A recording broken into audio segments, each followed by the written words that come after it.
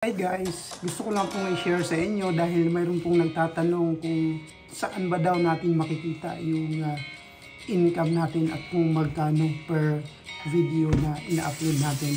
So ito guys, i-share ko lang sa inyo para malaman nyo kung magkano talaga yung kitaan dito sa pag-upload ng video sa Facebook.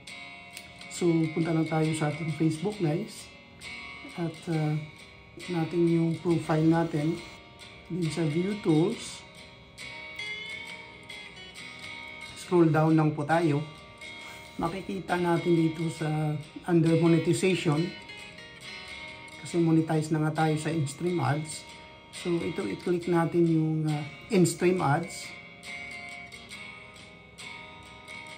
Yan, makikita mo lahat ng mga videos mo. So yung mga recent videos mo sa 28 days na nakapag-upload ka.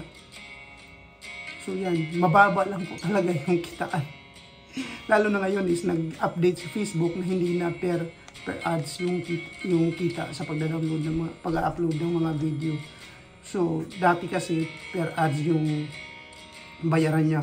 Ngayon so kung makikita nyo, ito yung nag-update siya last January 5 na hindi na per ads kundi per views na. So ito talagang pabor to sa mga maraming followers ng mga content creator dahil maraming views, maraming kita. So katulad natin na nag-uumpisa pa lang talagang maliit. So ito nga yung video ko na recently ko lang in-upload is talagang 0.23 lang yung kita dyan noong January 8. At yung kasunod, yung Tower Bridge 1.61, 260, barya-barya lang po talaga yung kinikita namin dito.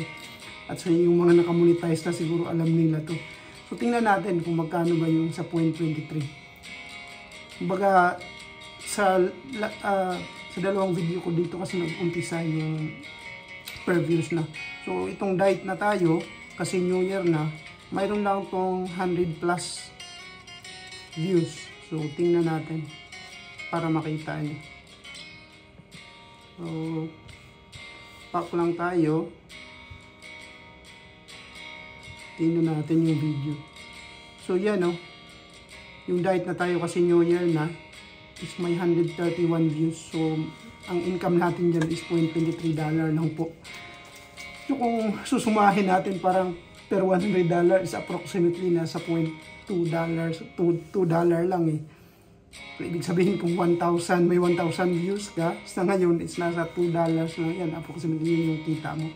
So pabor to sa maraming followers. So katulad natin na maliit, kunti lang yung followers, yan talagang sintabo lang nakikita. Pero wag rin kayong mawala ng pag-asa dahil siyempre kalaunan maraming videos, malilikom din yan, pera din yan. So yun lang guys, sana may natutunan kayo sa mga dinner ko ngayon.